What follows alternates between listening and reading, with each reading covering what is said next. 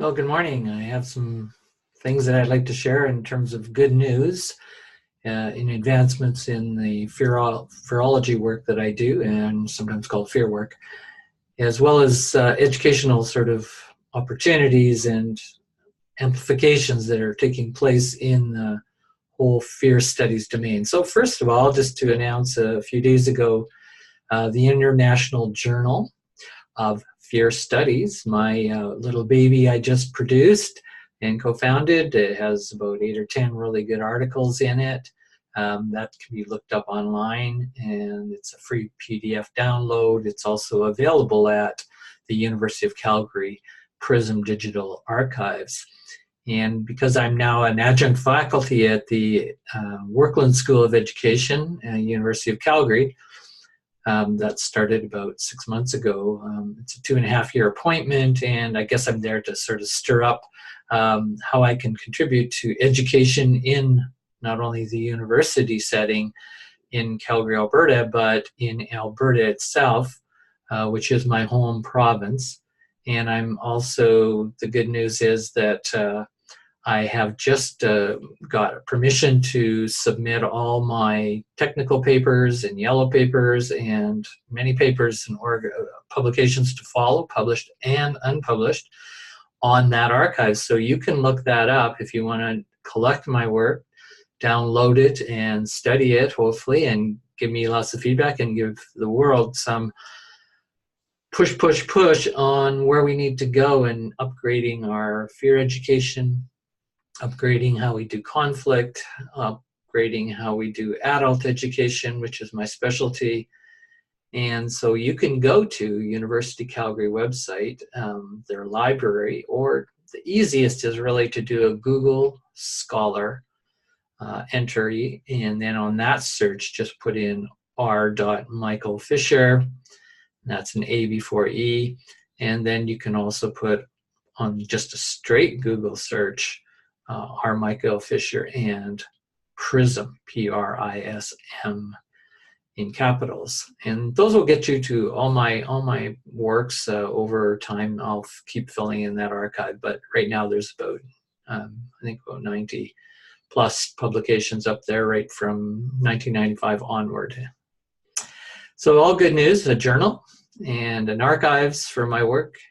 And what's my latest is I want to talk briefly about why I do these videos and the kinds of videos I've been doing, and then I'm going to spin in the last part of this to talk about my interest and entry into politics. Yeah. Well, actually, I will refer to mostly the political dimension in this video.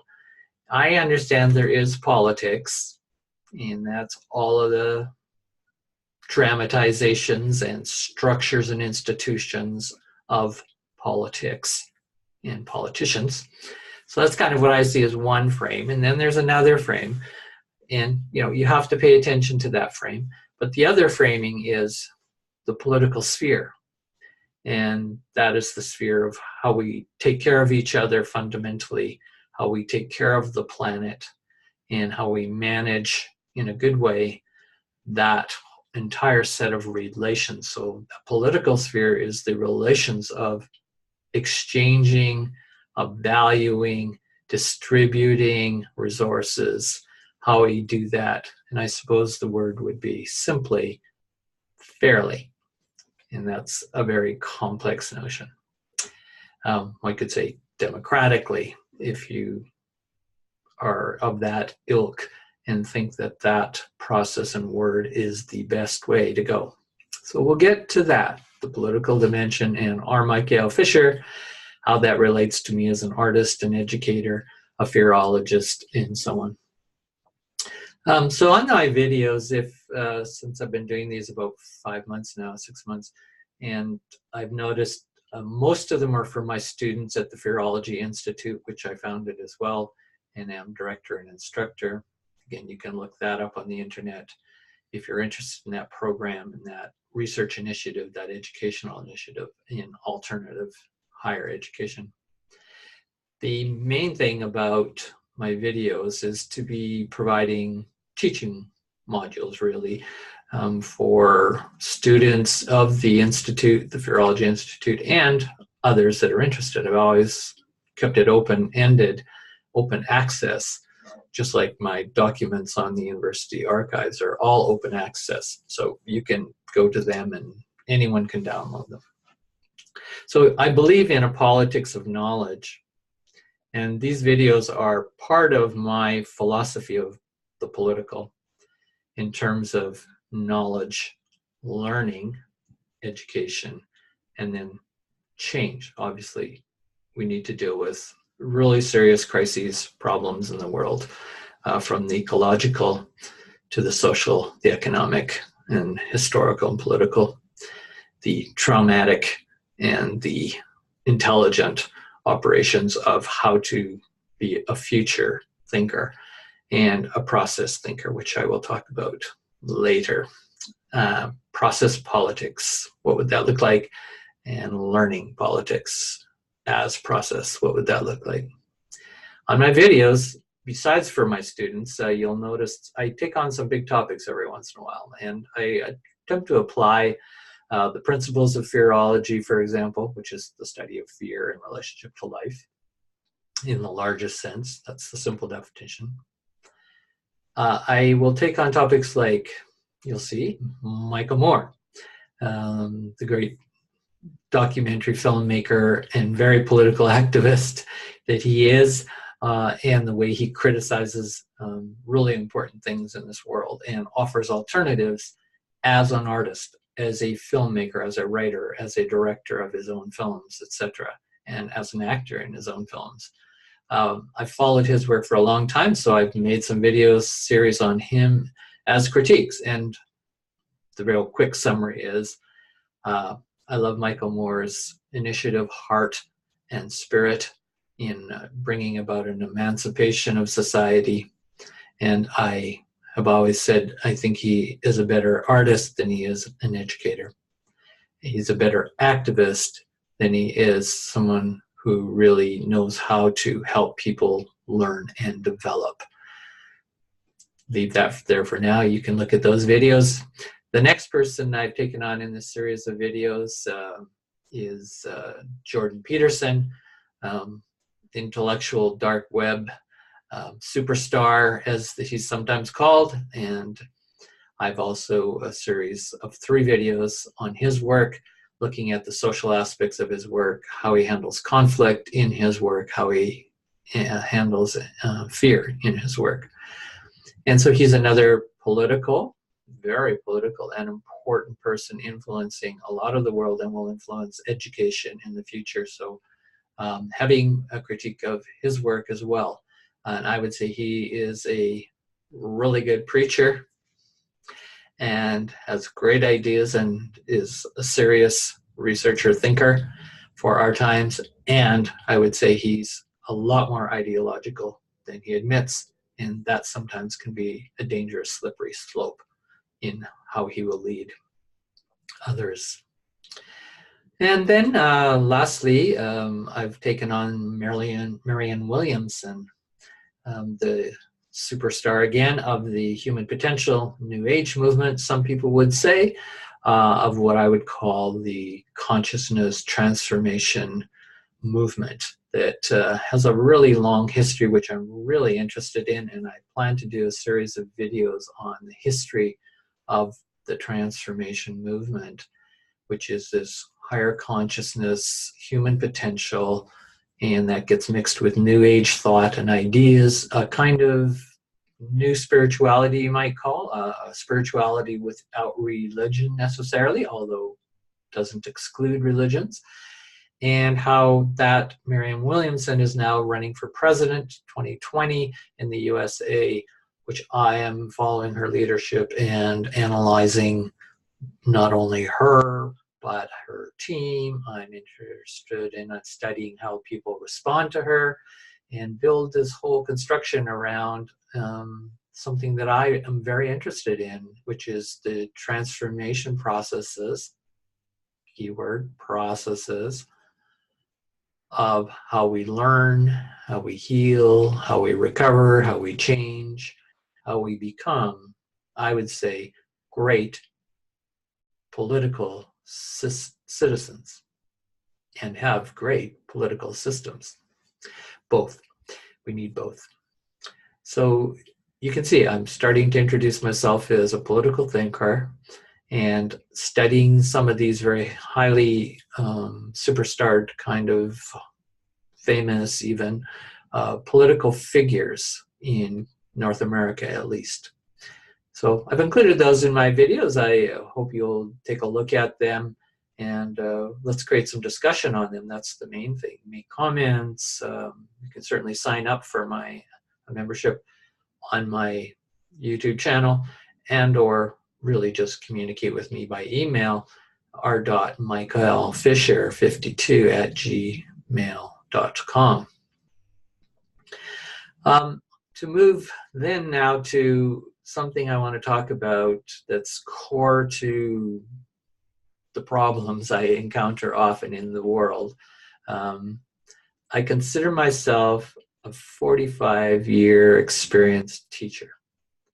And by that I mean more than just a teacher out there on the front line, teaching real people.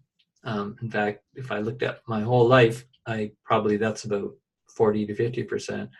And the other 60 perhaps to 50% is as an educator. And that's where I do research, writing, thinking, creating curriculum, designing pedagogy and andragogy for adult education, etc., with my own twists and versions and critiques of pretty much what everybody else says about education, how to do it best. And I pretty much am critical of everything. And I'm one of those people who likes to create and integrate all those best of those differences and diversities and come up with my own models. So that's, I guess, in a sense, makes me an educational philosopher. So a lot of terms coming out, and as you know, fear being and fearlessness being my specialty. If you've followed my work at all over the last 30 years of coming out with this specialty. But before that, even 15 years before, I started on the Fear and Fearlessness kick and the In Search of Fearlessness project on the planet. I was an educator and teacher, and that started with really teaching people in my neighborhood as a naturalist. I was taking young girls and boys out here and there to make a real commitment to teaching them about a better way to live with the environment, the natural world. So that's the natural sphere, right? And then there's the cultural sphere, then part of that is the political sphere, which I mentioned earlier. And always in my teaching, I feel I've been political, which really means I've critiqued that norm, the status quo when it needed to be and still does need to be. But I've never really stepped up into politics per se, the realm of politics. So that's what I'm getting to. As an educator, I've had to then deal with this other challenge that's come to me over 45 years, have all these degrees in education, which I won't go into. My bio is available on the internet. And people will say, well, what do you teach? I often have to pause a moment, because they think, oh, you're teaching social studies or you're teaching science or, yeah, okay, I do have training in science teaching and environmental education and so on. But what I teach actually is a process of learning. So that's what I teach. My work is about not just content, and that applies to fearology and fear studies as well. I'm interested in actually the processes of learning, or what's called a process-oriented approach to learning. And along the way in my journey, I also developed quite a strong psychological, psychotherapeutic background and tradition, even though I didn't get formal high degree training in that. I took a lot, I experienced a lot, I worked with a lot of psychotherapists and many different kinds of therapeutic educators, and I consider myself a therapeutic educator in that sense. And what I was learning was learning how to learn in more effective and better ways. And I really believe politically, the great citizen, which I'm interested in, the great society, and that doesn't have to be just nationalistic or ethnic, or it could be a world citizen that I'm interested in, one that's prepared to think about the future and can take many perspectives. And to do all those good things, you really have to be a good learner. So I always come back to that, right? After all my high values and ideals, some people think I'm unrealistic. I think I'm very realistic. I think I'm neither pessimistic or cynical. I'm somewhere flowing back and forth between all of those, depending on the context and the moment, my mood perhaps. But I come back to teaching and learning processes. So a process-oriented person, which is what I think will make a great citizen, is a process thinker who cares about the political process, and our leaders ought to care about the political process, which is the how and the why of how to carry out the political tasks of a society, a community, and even a set of relationships of any kind. I come back to process-oriented thinking through another training that I participated in part, which was Arne Mendel's process-oriented psychology. And I won't go into that in this video, but I also was very interested in a philosopher who is a process philosopher recognized, Alfred North Whitehead. I'm just giving you a few names and a few tags that you could follow if you wanted to know what this process thinking is about. And then I came to educator, McEachern, and she's written a book on adult education, Making Sense, and she calls herself a process-oriented adult educator. And I read that and I said, oh yeah, I connect with a lot of that. There's things I'm also critical of in her book. I was just thinking, there's the title.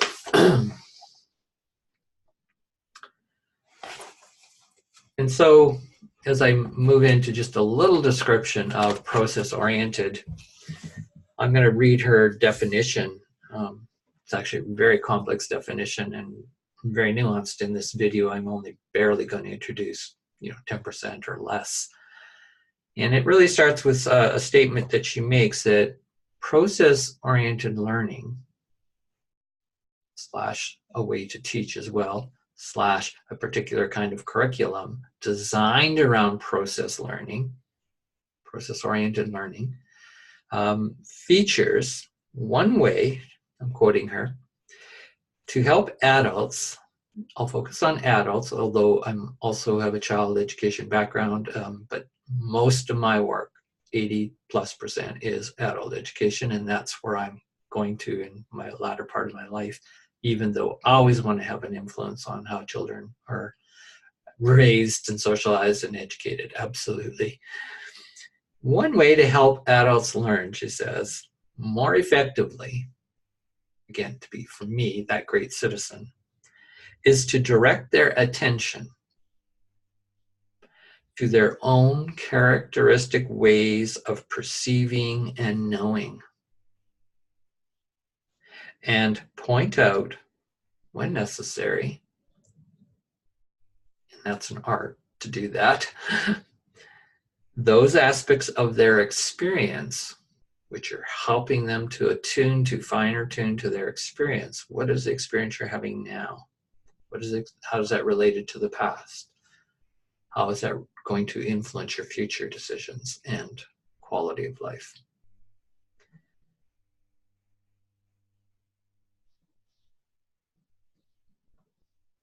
So her last sentence, I'll repeat.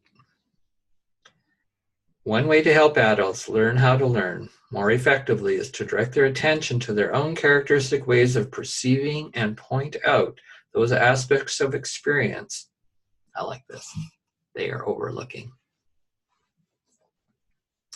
So it's not a criticism. I'm going to critique you because you're overlooking something. I don't do that as a teacher facilitator, but I definitely guide in this process-oriented way. You'll notice there's nothing about content in that. The content is the actual learning process and how a person comes to know themselves as a learner.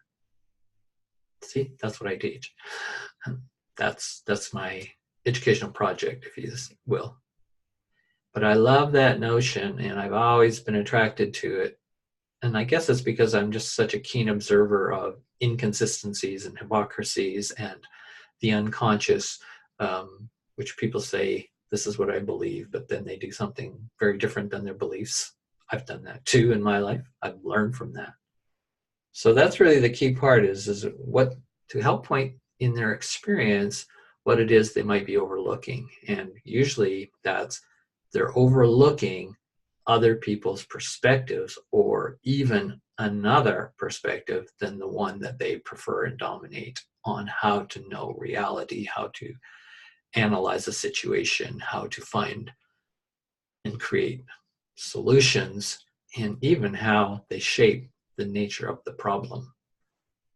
Process-oriented therapists, educators, philosophers are very interested in that process of coming to perceive through coming to sense data, sensory experience, mind interpretations of that experience, body symptoms and acting out and dramatizing of that experience. Process-oriented people, professionals, and or just a good process-oriented citizen pays attention to the finest nuance of that, and that takes time to be patient, relaxed, open-minded, observant, and not just following quick habits of thought and talking a mile a minute or thinking a mile a minute and not deep listening.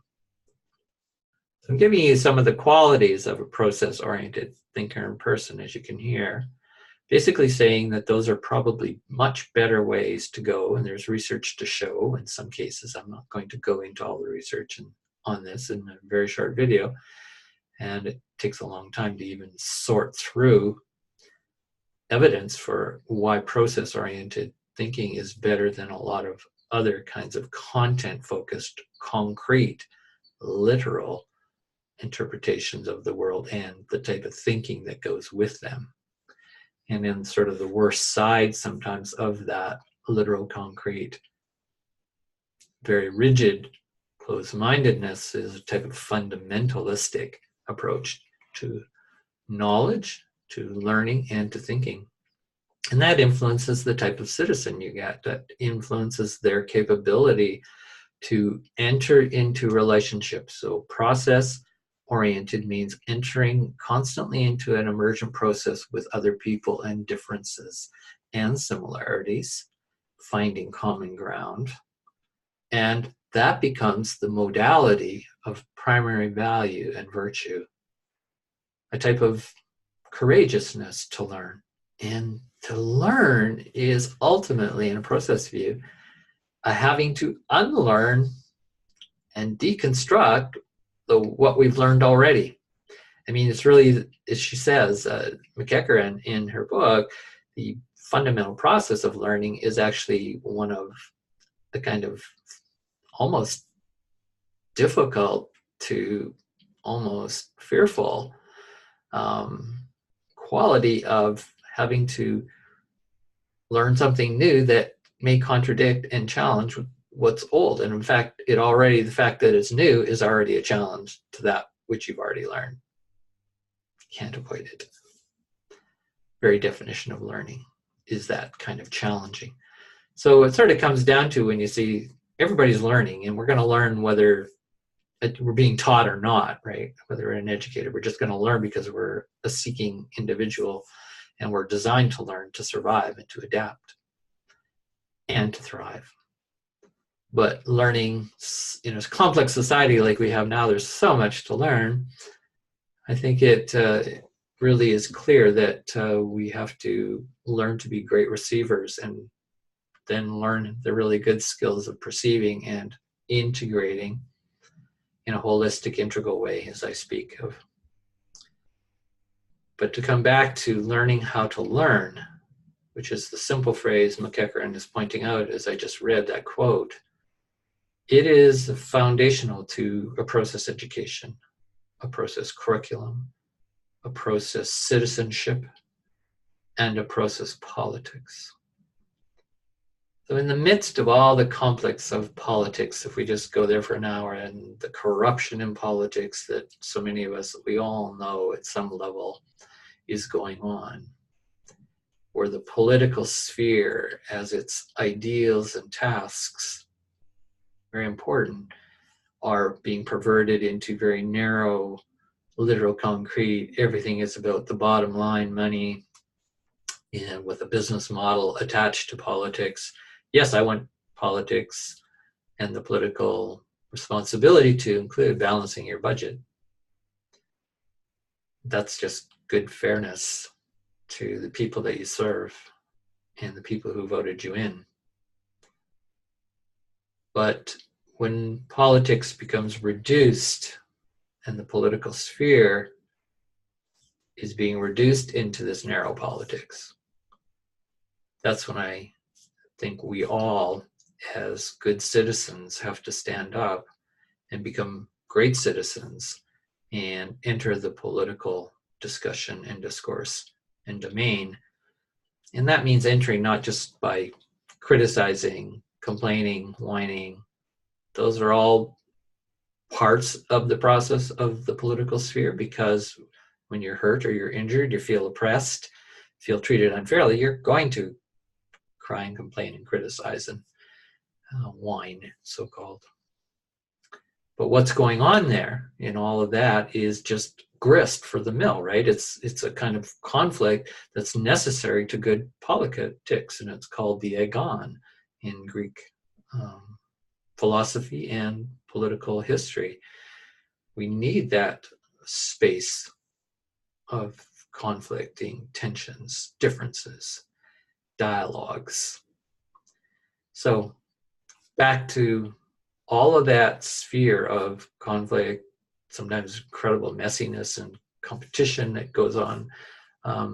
There's healthy competition, not so healthy competition, and we'll go into that. What I was getting back to is this principle of good adult education, which I bring to politics and to the political sphere, and that's my intention. In the next probably 10 years, I'm going to really focus on this in my own initiative, is to step up into the political sphere, which means engaging with the politics and continually bringing my professional and experiential adult education background to how to educate ourselves well to be the great citizens, to have the great political parties, great political enactments and engagements of a healthy society, healthy communities, healthy relations, and with all relations, including beings other than humans, the environment itself, and all sentient beings. The key term I come back to over and over, and I advise people on this often when I'm counseling or in a therapy or just educating, and all of those to me are very loose boundaries, very dissolvable boundaries of how they all are an important part of human growth and potential and healing, etc. I always say, what are you learning? What are we learning? So what am I learning? The I perspective. What are we learning? The interrelational perspective of two of us and what you are learning with me. And then asking, what is it learning? Third person perspective. What is the universe, cosmos, evolution, the world learning? What is reality learning? Because we are part of it. We all are. We are part of that consciousness, the learning consciousness of all. So you're getting a sense of my philosophy of education, and my approach to the political sphere is always coming back to what are we learning? And what are we learning is we have to stay and give attention to that process of the learning itself. And that's that fine tuning into I'll say it again, directing our attention to our own characteristics, ways of perceiving, and then pointing out those aspects of experience which one is overlooking and that we are probably denying or dissociating from in some way. For various important reasons we're doing that, but also that needs to be critiqued. It's not good enough to not include perspectives, and to not include viewpoints, values, and other positionings on any matter when we are the political. That's how we get to a wholeness. So I perspective on that, a we perspective on learning, an it perspective on learning. And when you put all those three together, that creates the fourth person perspective, which is a unity perspective. I don't see how one can approach a process learning, process-oriented anything, unless there's a sense of a certain kind of unity, which of course is a unity in diversity, which of course is a diversity in unity, operating as a whole system. Not, again, just what we want to include and then leave out the rest. Now, we're going to do that. There's going to be all kinds of ways of leaving out because it's too complex at the moment, because we're too distressed and fear-based that we don't want to pay attention to everything. That's too challenging. That's too threatening to my view if I include that. I know those are dynamics. I know that's real. I know I go through that. But the consciousness that I practice as a process thinker and person and citizen continually challenges me to lead a life that's not just about that convenience. And no, making money is not, and profit is not the bottom line. And no, being powerful and dominating others so that I can get my way, that's not the bottom line. That's why that fourth perspective is important. So if we practice those four perspectives, we've got a really good opportunity here. And I'm optimistic that the intelligence of our species in the challenging times that we're in right now, there's no other way to go that's really fully sane. Yeah, we have to do short-term transitions and changes, but ultimately we're going into reform thinking in the political sphere. Again, not just the politics, but the political common sphere of the people, of the society, of the environment, and caring about all of those in common. Then we move eventually to a transformation and a transformative way of learning and thinking. That's another video, really, the whole focus on what is transformation, why has that word appeared, and we need to do a history. So I'm working right now, just starting to write a book on the history of transformation, particularly in the last 100 years or so that I'll focus on, and how it's really a part of Marion Williams' presidency campaign. If you really look and listen to her carefully, watch her videos. Again, I'm not saying I agree with everything and how she does it and her whys, but fundamentally I align with the what I see as four perspectives in her presidential campaign and how to become a great citizen, and in her terms, a great America, which is not language I would use or even consider without a lot of critique what that might mean. But on the foundations of her political platform, and I would include bits of Jordan Peterson in this, bits of Michael Moore, as I talked about earlier, they all have pieces to that puzzle of a renewing and a recovery of a kind of really process-oriented approach to politics and the political sphere. Again, based on the foundation of us learning to learn better. And that means all those ways that I called holistic and integral, four perspectives, etc. All right. I think that's lots for today. And thank you very much for tuning in. And let's keep the political conversation going as much as we can. Thanks. Bye-bye.